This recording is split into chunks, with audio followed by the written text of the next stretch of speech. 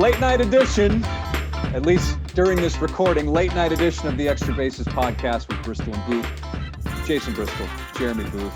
Jeremy, what was that picture you sent me on Twitter, or excuse me, a text you sent me? What was that photograph? I was walking Bernie earlier, Yeah.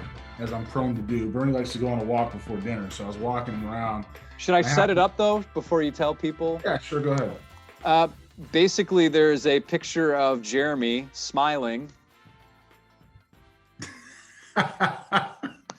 with the for the H sign. And I'm not quite sure the Astros for the H sign. I'm not exactly sure. Is that like a yard ornament? What is that? Yeah, it's a yard. I guess that's one of those things that people put in front of their house, right? So, is it a flag? No, it was just like one of those signs you get at the game, I guess, that you wave for the H or whatever it was. I don't know. Okay. But he put it on. He or she put it on a sticker and stuck it in their garden. So I was walking Bernie, and Bernie, as Bernie's prone to do before dinner, he has to have this pre-dinner walk now. I don't know what that's about, but we're walking around, and I see this sign. I was like, I gotta take a picture. This thing's funny. It's hilarious. I don't know if that was last year or the year before, but yeah, that was one of those things that I thought was kind of funny. Oh, so it's not recent? I don't know. That picture's today. Oh, that's what I thought. I don't know when the sign was there. The sign looks like it's faded, but that's the first time I saw it. I was like, why are you going to send me a picture that's like no, it was today. A year or two old? Of course, I was laughing about it because, we talked about the Astros, all the time. And this is 2021. And it's off to a little bit of a rocky start. Started well.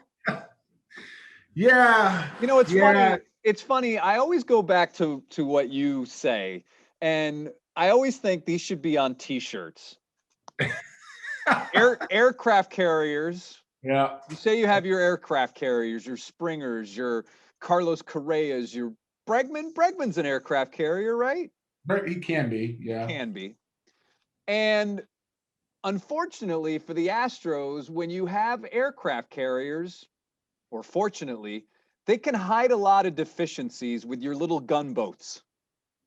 Yes, that's true. Yes. So some of the issues that you're seeing thus far, and yes, I know Jeremy says all the time, you're talking, these guys are in the big leagues for a reason. They're the 1% of the 1%. We're not taking that away. But Miles Straw, for example, has gotten off to a horrible start, not just at the plate, but also in the field. And I think that a lot of times when you are playing guys who are probably better suited for a fourth outfielder or as a role player, those guys, you can hide them when you've got a lot of aircraft carriers. But when they're out there in the ocean by themselves, we get to see what they really can be without the cover of an aircraft carrier. Yeah, Mike Elias, when he was here, and even in Seattle in Baltimore, with the propaganda that he's put out about their player development, right? Now I'm telling you, I can't get past it. That I've never seen an organization put something out and says, "Hi, we're the best at what we do. Our facilities are so outstanding.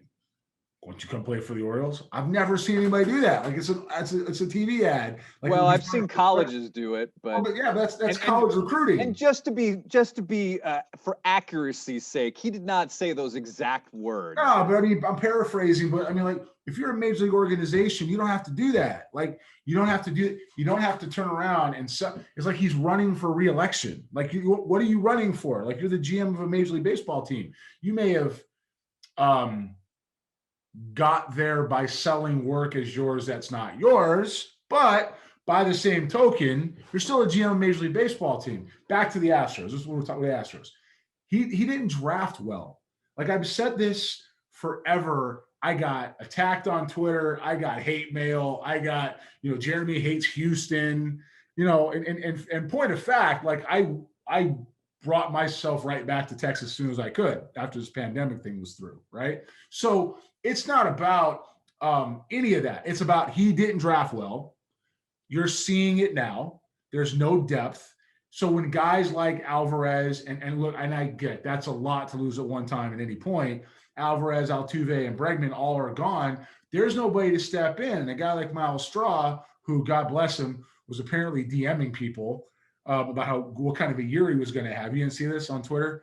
So yeah, it was put out there on Twitter that before the season, Miles Straw was DMing people about don't jump on the bandwagon when I ball or whatever he said. He's a role player, exactly what he is, and he fits in as he's not even a second division regular for me, but he is a good guy to fill in different spots, steal some bases, pick up some decent at bats, spell some innings. He's a guy that belongs in the big leagues, but not every day. Now, can those things change? Sure. Right now, that's what it is. That's what it probably projected as. But they drafted and signed these type of guys because they're safe. They're safe. And it's not about just getting to the big leagues. It's about winning championships. And Miles Straw can help you win a championship if you've got aircraft carriers everywhere else.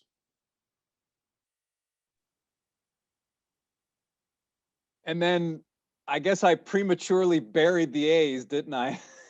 I said, yeah, let me rephrase that. I didn't bury them. I just said, listen, they're going to look back and say, wow, all those games that we lost in April, they may come back to bite us, but man. I got a good buddy of mine who's a major league scout. And wow, that's a shock. Anyways, go ahead. Yeah, me, friends in the scouting community, who knew? Remember, I'm bitter. I'm bitter at all those guys, bitter scout. Anyway, and the next day he listened to us, and the next day he sent me a text like at 6 a.m. He goes, "You guys are wrong about the A's. They're going to be this." And I was like, "Well, I'm just saying they can't get off to a start like that." Well, they rattled off 10 in a row. I mean, that's why it's early, you know. The Astros still have a very good team for this year. They're not a World Series team. They're short on the mound. They're short overall offensively, but they're good enough to win that division. You know, but I mean, a couple of years ago, I learned my lesson. I said on the air with you, I said, I'm never again going to bet against Billy Beane and David Forrest for being competitive and getting where they have to get to. You know, and I'm with you. Starting the way they did is rough to get out of, but they get out of it in a big way. They rattled off 10 in a row. But I think this Astros team could also rattle off 10 in a row at some point. Well, maybe not 10 in a row, because that's not the way the starting pitching, which was somebody's biggest concern. Maybe if they get some guys healthy, yeah, they could probably rattle off 10 in a row. I think they could probably rattle off 10 in a row.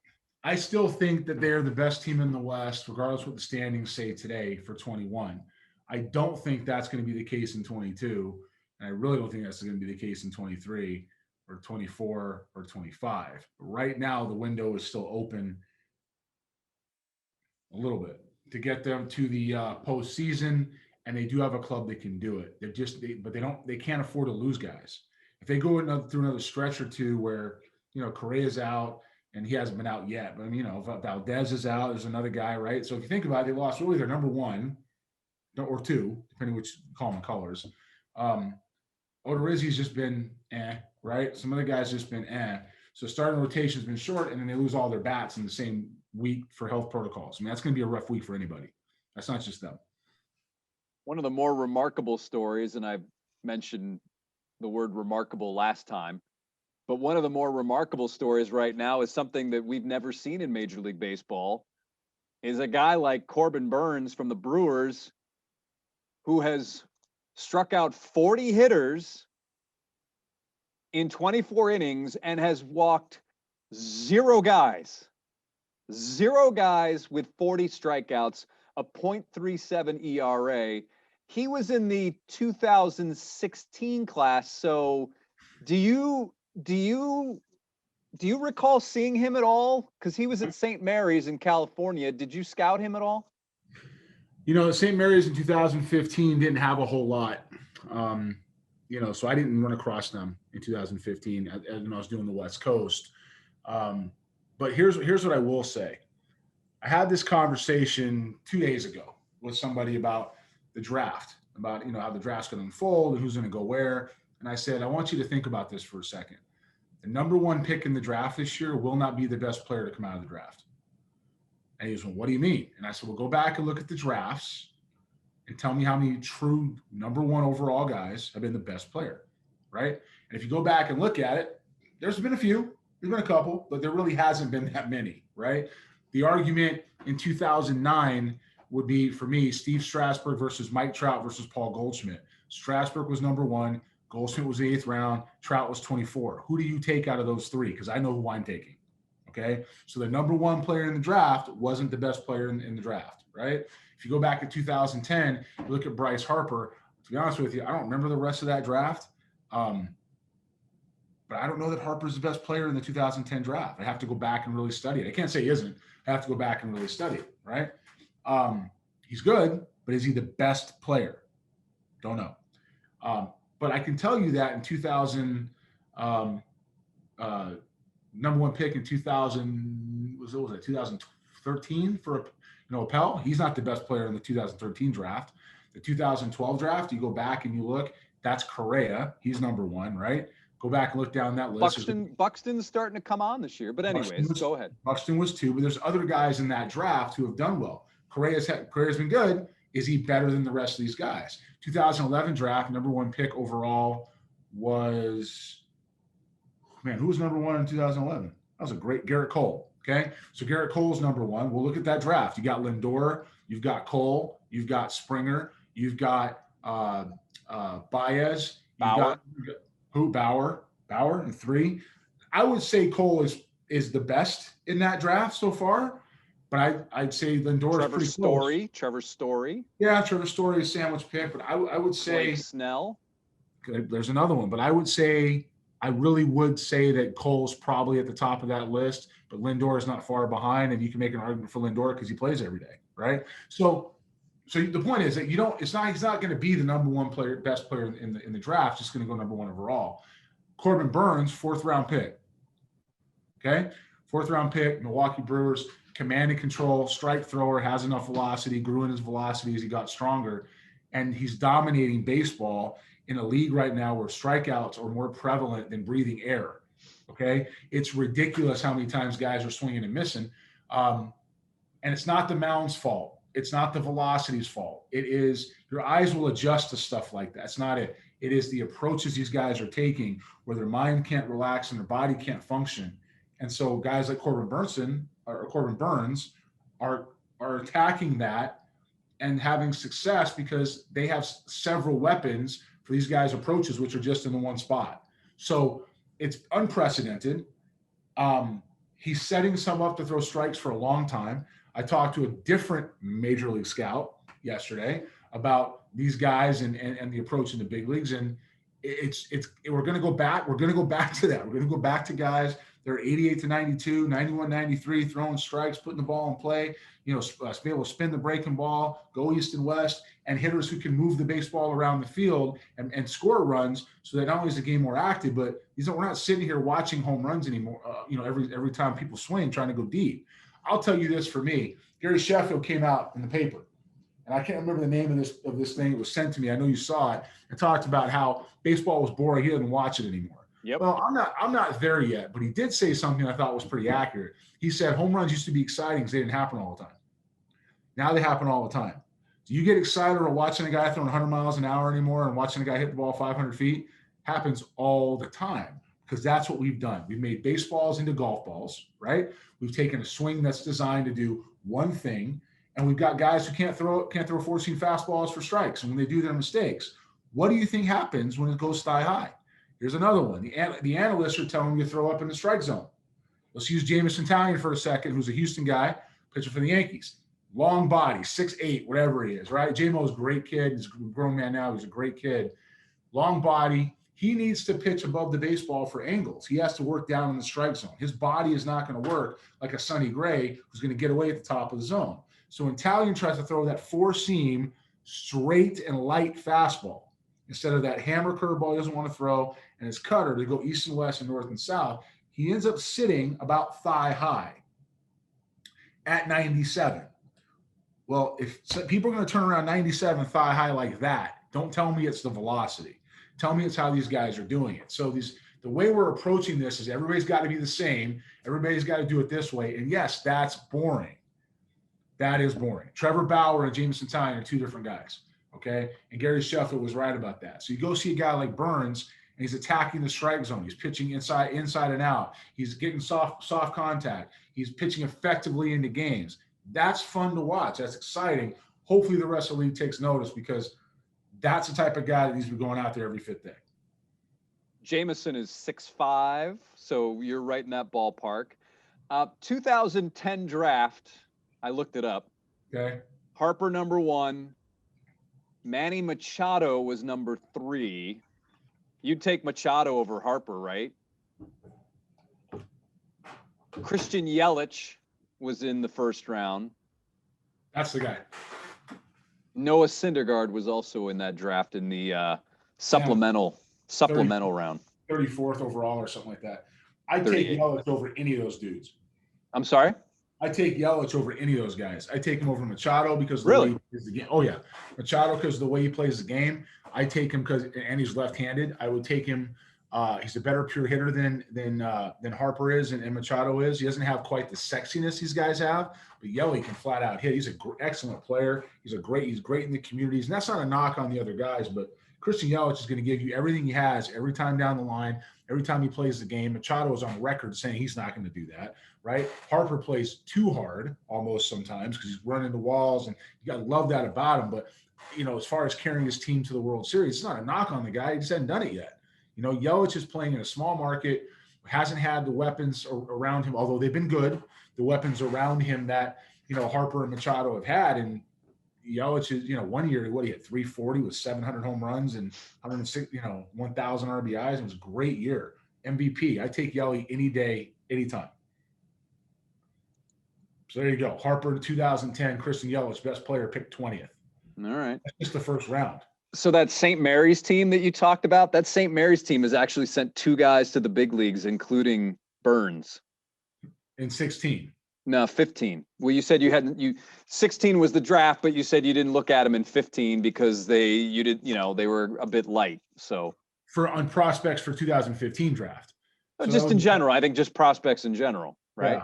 Yeah. Who else did they have? Who's the other guy? Tony Gonsolin. No way. Yeah. Interesting. Two-way guy.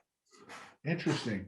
Yeah. So he was he pitched, he hit, and yeah.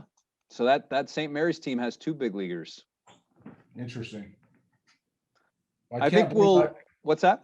I can't blame it on Devin Moore because he didn't have the Northern California. That St. Mary's team finished 28 and 27. Gonsolin was about the 7th best hitter, and then he pitched mostly out of relief and led the team in saves with 7. Burnes, I don't know if he was the number 1 starter. I'm guessing he was. He had 91 strikeouts in 89 innings, had 3 complete games, went 7-5 for a team that was 28 and 27. So, gosh, I had no idea that we'd be talking about the Gales on this edition of Extra Bases. Hey, while we're talking scouting reports or college teams, I'll pull up one from 2015, Kolby Allard.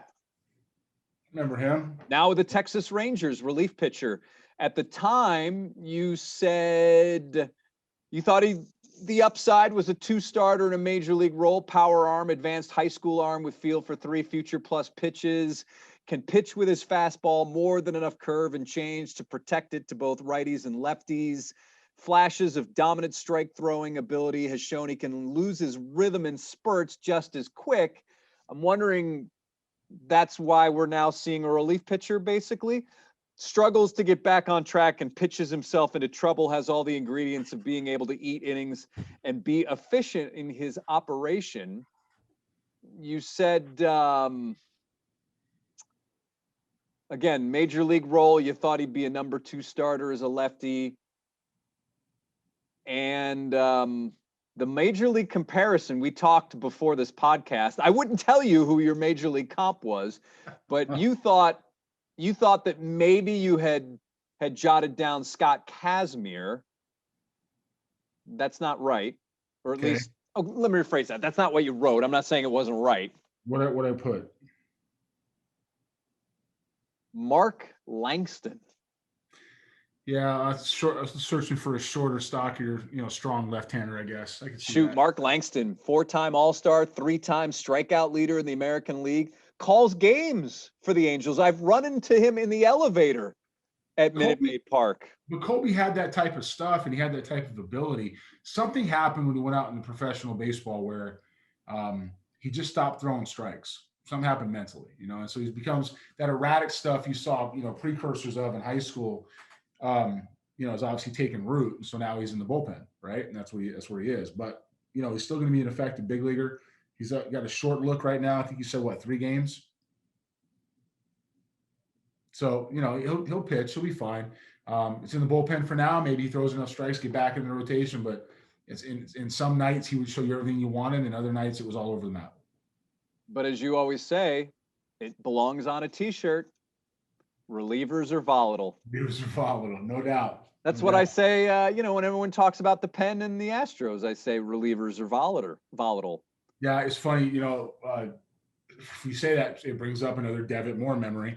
So I just heard the other day, Devitt's still with the Mariners, and our old scouting director is with the Royals. And apparently they were at the same ballpark, and they were seeing a reliever. A guy was a reliever, I guess, came in, so we were waiting on. And Devitt Moore was apparently out in the parking lot waiting for Tom to get there with a big sign that said Tom McNamara parks here. The spot's reserved for Tom McNamara while the game was going on, so Matt could get there. It was amazing to see. It was outstanding to hear, but I'm glad those two were able to be reunited. Is that really true?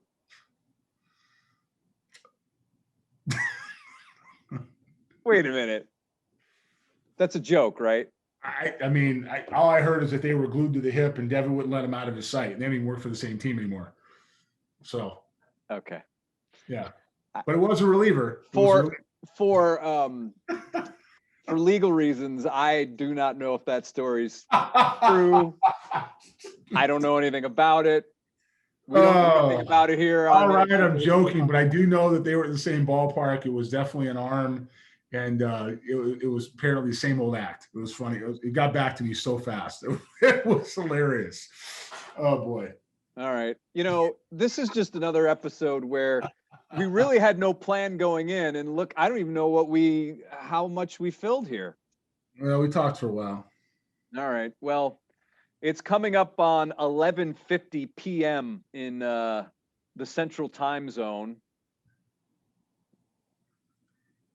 So I think it's about time to shut her down. We'll do Operation. We can do that. We can do a Derek Bell. What's that? Shut it down? Derek Bell, you don't remember that story? He was with the Astros, the Blue Jays, or the Pirates? He's with the Pirates. Operation Shutdown. Oh, that's right. Operation Shutdown. In fact, the Pittsburgh Post-Gazette did a little bit of a flashback, a revisit with Derek Bell, who, man, he could play. When he first came up, woof. And unfortunately, according to the Pittsburgh Post-Gazette, that cataracts have really affected Derek's eyes, forcing him to quit his job as an assistant coach, high school baseball coach in Tampa. And Derek's only 51 years old. So can't you get those removed now? I don't know. I'm not an optometrist. I don't know. But man, I remember when he came up through. Being from Syracuse, New York, I remember him coming up through the Blue Jays system, and certainly one of the top prospects in the American League East when he was coming up. Could do a little bit of everything, right? Good player. Five tool guy. Good player. Played for a long time. Who else did he play for? Astros. Yeah, Astros, Pirates, and Blue Jays. I remember. Wasn't there somebody else in there too? Padres. San Diego. Yeah. I mean, look at 96 with the Astros. 17 homers, 113 runs driven in, 29 stolen bases. Had a 2020 year in 93 with the Padres. So, yeah, Derek Bell. Good player. Good player. All right. Well, bell's ringing now. Time to sign off. Another Extra Bases with Bristol and Booth. As always, like, subscribe, share, and tell us what you're thinking, what you want to know, what you'd like us to talk about. And again, as always, thanks for listening, everybody.